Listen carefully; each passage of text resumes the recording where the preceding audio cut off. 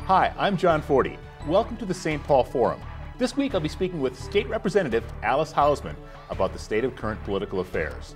That's coming up on the St. Paul Forum.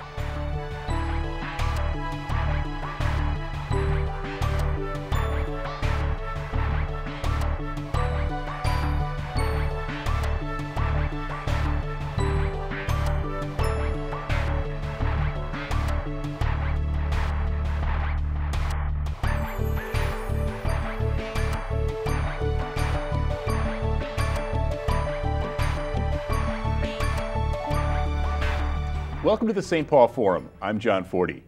With me today is State Representative Alice Hausman. Welcome, Alice. It's good to be here.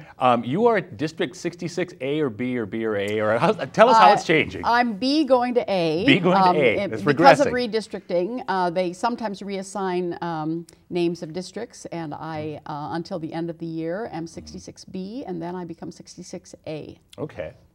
And we are speaking on Wednesday after the big election, so yes. So we're both kind of, political junkies, maybe overstimulated, but we're still a really, It's why we're dreary-eyed. We're drinking in all the news. Exactly, yeah. So how has the landscape shifted at the state legislature, at least at the House? We won't. You can speak about the Senate some, Yes. but at the House. We've already referenced redistricting, and clearly the first election after a redistricting has a very different feel to it, because many people, as I am, are running in substantially different districts. I was primarily an urban district. I represented most of St. Paul and then the city of Falcon Heights. Now I become mostly suburban. And I mean, that's true across the state, and it means that there are lots of unknowns about the outcome. I had no sense of, I knew something about the index in my district, but until you actually go through your first election, you don't know how it's going to be. So I think other people felt that.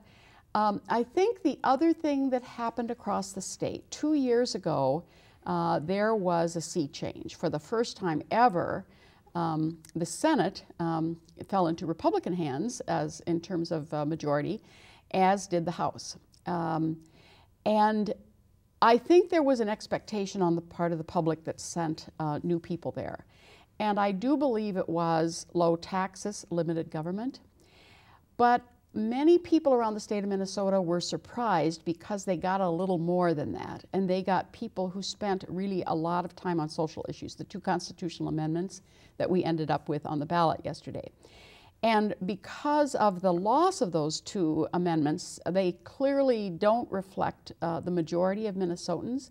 And so I think there was a sense in which, hey, we sent you there, but we really wanted you to kind of balance the budget and do some good decisions relative to spending and taxing, but you did this other thing. And so there was a shift back, and both the House and the Senate now again have a majority of Democrats. And both constitutional amendments failed. So it was quite a sea change in Minnesota, and I think it requires us to sit back for a minute and say, okay, what were the voters saying to us yesterday on that election day? Because they sent some powerful messages.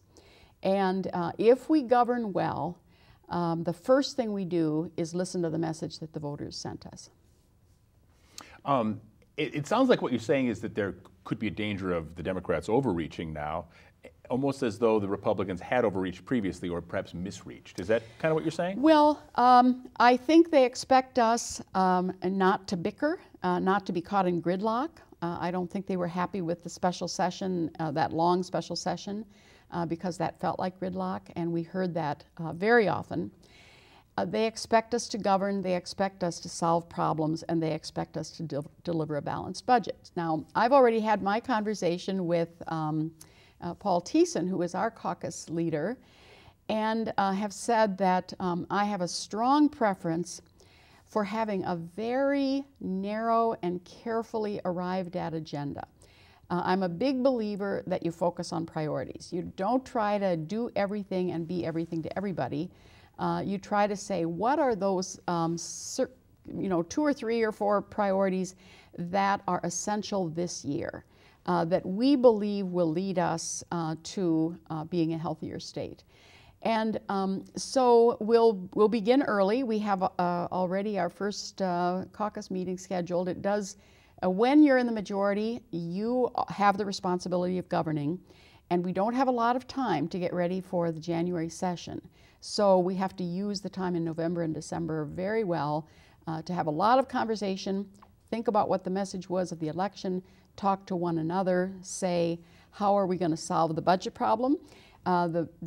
Some people in the general election suggested that we're going to have a surplus this legislative session. We argued that that is absolutely not true, that we have in fact borrowed from the schools. We didn't pay them, we didn't have enough money, so we said, we're going to send you your check next year. And meanwhile, you have to, if you don't have the money, you've got to borrow it and pay interest on it. So one of the obligations we have is a debt to the schools. And then the other thing we did in the last 2 years is we borrowed against future revenue already. Those tobacco revenues that are coming in as a result of the lawsuit. Mm-hmm. To balance our budget 1 year, we borrowed against those future revenues. So they're gone, and we're going to pay interest on that debt. So we have, in some ways, with both of those, borrowing from the schools and borrowing from future tobacco revenues, we have made our problem worse. And so some suggest, unless we have an incredible turnaround in the economy, that we'll start with about a $1.1 billion deficit. And that's a big deficit. It's a big deficit. Now, I'm fascinated with the nuances of politics, and I don't really know these things, but you mentioned earlier you had just had your first caucusing conversation with caucus leader Paul Thiessen, and you told him your priorities. Did he tell you his? Is that a one-way conversation, or is he just sensing? Nope. We have a two-way conversation, and in my case, when we were in the majority before, I chaired the Capital Investment Committee. That is the committee that writes the bonding bill, and we do all public infrastructure. We do higher education, we do wastewater infrastructure, we do transit corridors, we do parks and trails, we do some of the economic development projects around the state. If we expand a port in Winona, it allows them to double the tonnage through that port. All of those public infrastructure decisions. And so Paul and I already have had a conversation about that. I hope that that might be the committee I continue to chair. And we believe it's still a good time to be aggressive in writing a bonding bill.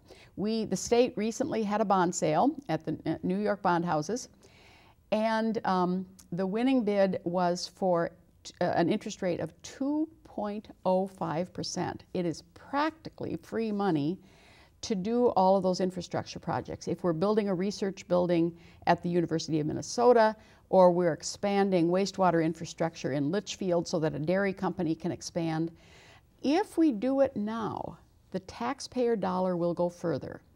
If we say, well, we shouldn't pass a bonding bill this year, we should, it's something we can do on in the future, and then inflation returns, and when inflation comes, it's going to come roaring in, we end up getting far less for the taxpayer dollar. So I think both Paul Thiessen and I have already had that conversation, and as a result, we'll get to work starting early, but he shares his point of view about that as well. Are projects that are done inside the bonding bill kind of like the Pentagon at the national scale, where you need to get representation geographically all around the state? There's a lot of horse trading, isn't there? What goes into Thief River, the big flat spot up there? Thief River Falls has a company called DigiKey, and DigiKey is internationally competitive. They're competitive because they can get their product to market. They promise to get their product to market in 24 or 48 hours. I forget what the promise is. And they came to us with a couple of pictures. They wanted to expand and add hundreds of employees, but they showed me the picture of their plane, which in Thief River Falls on a cold winter morning freezes up every morning. So they have to thaw out their plane before they can take off. Then they showed me the picture of the machine that brushes off the runway. Mm-hmm. And it's all frozen. And so they have to thaw it out. And so the state builds an airplane hangar so that their equipment doesn't freeze up overnight, and they can deliver their product more quickly. We help them with state infrastructure to be more competitive, and they add hundreds of jobs because they can continue to grow. So that's the kind of thing we look at those opportunities all over the state: Litchfield, Winona, Thief River Falls.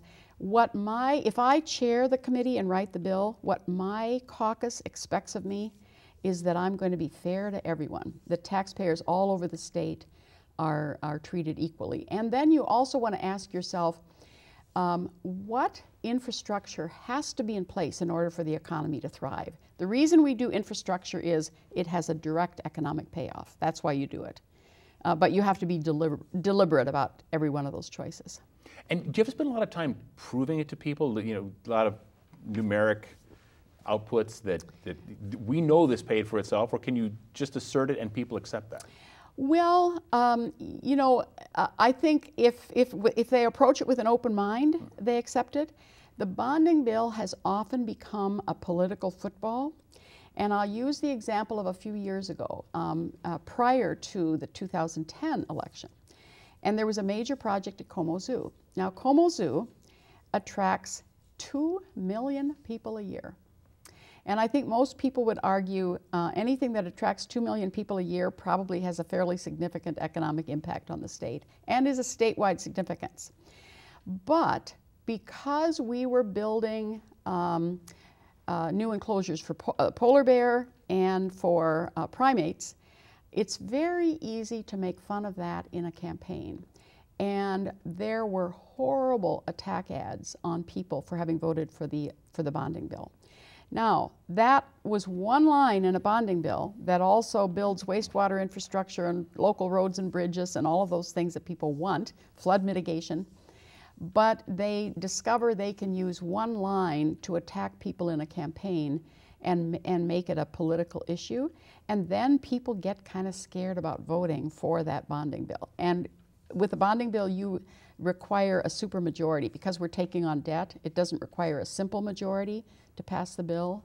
And so it's much harder to pass a bonding bill than any other kind of bill. And so when someone threatens to make fun of it and use it in your election, it's a little harder to do. I think we do the state of Minnesota a great disservice when we denigrate infrastructure, and we need to approach it with an open mind. Absolutely. Now, has the Como Zoo been part of your district in the past? Yes. It's unfortunately not going to be a part of my district in the new alignment, but what people know about me is I don't fund projects because they're in my district. I received an award some time ago, and Don Arnosti, I think, from Audubon was the one who said, Alice doesn't have a single wetland in her district, but she funded a very significant wetland restoration. And his point was, I don't just do what's parochial, I do what's right for the state. Good. And do you remember the enormous 400-pound tortoises that used to walk around?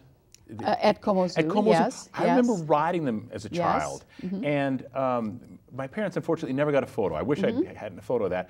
And it just kind of made me sad. Whatever happened to them? And by the way, now you could pose the photo because we have a replica of that tortoise. It's brass, isn't it? It is. So, so if you wanted, for the sake of a good memory, to pose a photo with that replica, it would be a reminder of things past. I suspect now we think about animals in a very different way. Zoos serve a very different purpose now than they did in the past. Now they are for protection of the animal, for education about the animal, and so we're very, very careful about how we treat the animals, and I suspect that would be frowned on today. Yes, I remember the old gorilla cage. The gorilla just looked terribly sad. But I did some research on these tortoises, and I kind of assumed they had just passed away, but no, they got moved to Honolulu, so they got a really good deal out of it. Yeah, they're happier there because they could only be outside here, 4 months a year, something like that. But just that they were allowed to run free, what a phenomenal thing. Just the freedom and hopefully and they're level. Still running free in Hawaii. They're still running free with some limitations, I assume. Something I should have asked much earlier is the bonding bill. Okay, that goes right over. I barely grasp it. It goes right. How do you explain the bonding bill to like a 6th grader? Okay, a bonding bill is a little like in your family's budget, how you buy your house. So your various family members earn an income, and they might buy gas for the car and food and clothing and so forth, and hopefully you're paying for that as you go. But you can't pay for the house all at once. You pay for the house over time, 20 years or 30 years, because it's a long-term investment. That's what bonding is. We have to prove that it has a long life. I mean, there are very, very specific issues around which we can bond, and one of those is the length of it. So that's what I've always compared it to. Some people argue the government should take on no debt, but I think in a family budget we would say it makes sense to take on long-term debt for a mortgage for your house, and that's what infrastructure for the state is. It's that long-term infrastructure. It's going to be around a while, and it makes sense to pay for it over time as you're using it. And it's a lot of steel and concrete and that kind of stuff. Mm-hmm. And how much does ecology weigh into the thinking at the bonding level? Is that a separate committee? Or, I mean, you're thinking about wastewater treatment and that kind of stuff, and that can have a huge economic impact. As can wetland restoration. I've always argued with those who want to do traditional flood mitigation what's the difference? Well, they want to put up levees and so forth, and I think it protects the city, but it also has some downsides, and it maybe doesn't prevent a flood. If we drain all of our wetlands, we make matters worse. So we need to restore wetlands. We need to keep water on the land, and restoration of wetlands becomes a flood mitigation issue. If all we do is build levees, we make our problem worse. And so I've always argued you've got to do a little of both. You've got to restore the wetlands, and that becomes something of a philosophical or policy debate when we put the bonding bill together. Now I've sort of forgotten the other dimension of your question. I used that as, I was just comparing flood mitigation as a type of the ecology, and you asked, do we? Because people like Jean Wagenius and Rick Hansen are on my committee, and they serve on the Environment Committee, and others who have an interest in energy, we do write in specific expectations. As we think of energy conservation and building buildings in such a way to conserve energy, we actually, once we fund a building at a MNSCU, at a Minnesota State College and University campus, we might write in an expectation about the energy conservation pieces, how they're going to build that building so that energy issues and environmental issues become part of our expectations. So normally we would separate policy, but in the case of construction, we do occasionally put in a little bit of policy that says we hope you do it in this way if you're expending state funds. In case you're just joining us, this is the St. Paul Forum. I'm John Forde. I'm speaking with State Representative Alice Hausman of District 66B, soon to be 66A, after the inauguration in the spring. Yes. Now, I wanted to ask you a little bit about vision, because people want their politicians to have vision. Mm-hmm. And as you look at bonding bill stuff, do members of the committee sit around and talk about what really makes this state rich? I mean, you think about how does water make us rich? But we're rich in water in the way that almost no place in the world is. And we know that if we take care of it and we keep it clean by how we build infrastructure, we know over time that also prevents problems. So one of the visions is prevention. As you restore wetlands, you prevent floods, and that's an expensive problem down the line. I think the example I would use of that broad vision is what I hope about building a public mass transit system. We build our transit system in the bonding bill, not in the transportation bill. The transportation bill primarily deals with the gas tax, and that is constitutionally dedicated to roads and bridges. So we have tended to use bonding to build transit corridors, the Cedar Avenue, Hiawatha Central Corridor. And there, I will tell you, I begin with a vision, and that vision is always there. The maps are in my office. I take those maps out often. I say, this is how all the pieces of it should fit together. There are lots of different modes we're building, And commuter rail should work cooperatively with light rail, and light rail should work cooperatively with buses, so that when we have built this system, if we do it right, as other cities have done, somebody could move to this region and not have to have a car. And if they don't have a car, they save a little money in their household budget, and maybe housing is more affordable for them. Or they're healthier because they walk more.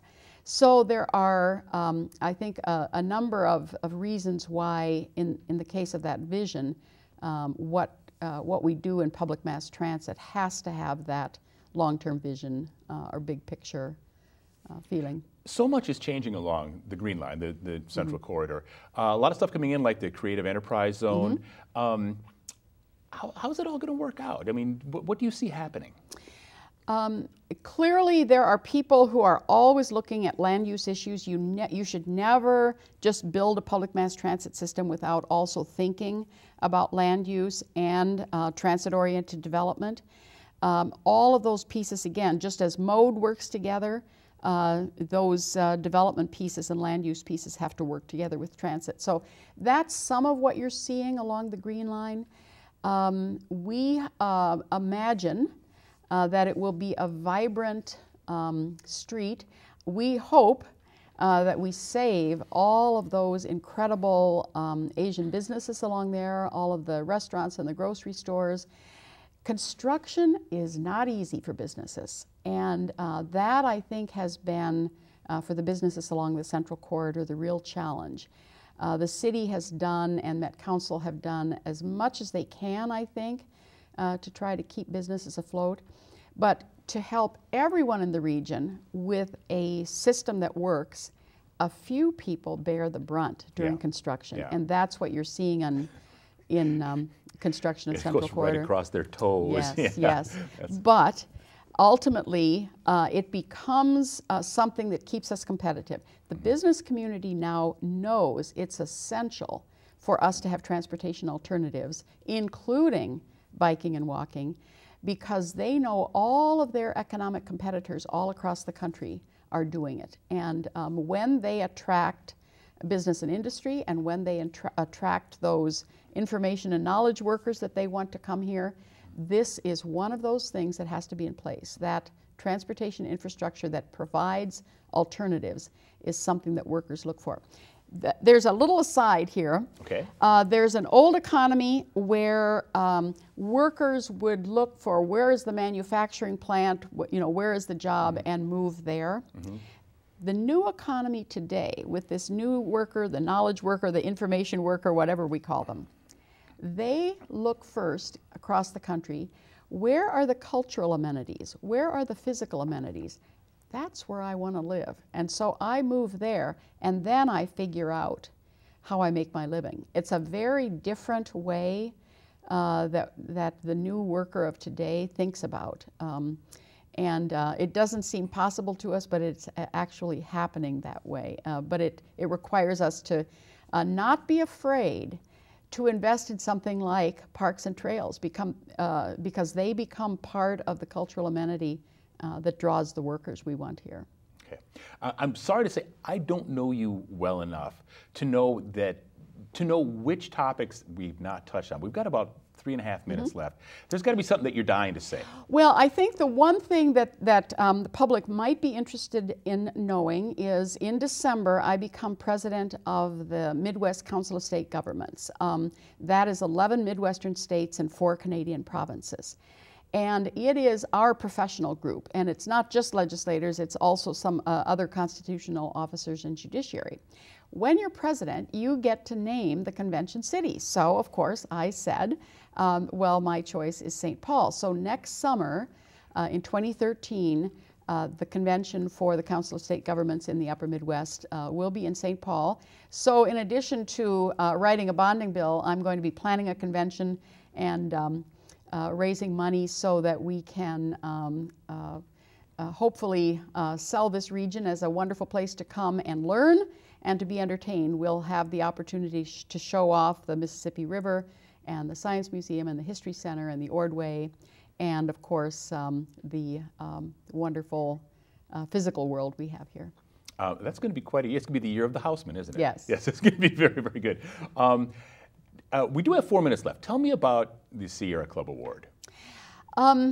It's, you know, when you're a legislator, you tend to concentrate in a couple of areas. And though my degrees are in education and my work experience was in education and in hospital setting, when I came to the legislature, the environment was my passion. It's sort of like taking care of things so you don't mess it up and cause problems down the road. And I came to understand that where we go in energy policy and transportation policy are two very big environmental issues. And so I did spend a lot of time in renewable energy and now in public mass transit. But there is a new emerging issue in Minnesota that in the last few years dominated my environmental work, and that is the new direction in mining that's potentially happening in northern Minnesota.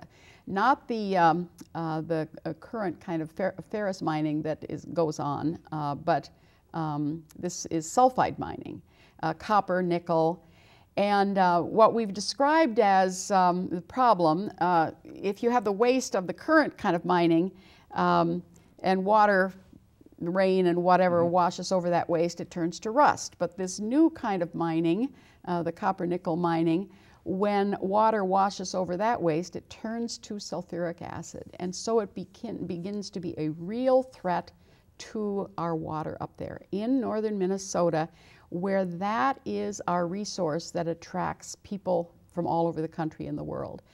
And we've got to be very, very careful. So for a while I said, well, we've got to deal with financial assurance, make sure that that mining company has put enough cash in the bank, not just a bond, because they've discovered ways to get around that. They declare bankruptcy, they go out of business in that name, and then they reconstitute under another name. So now we say cash in the bank.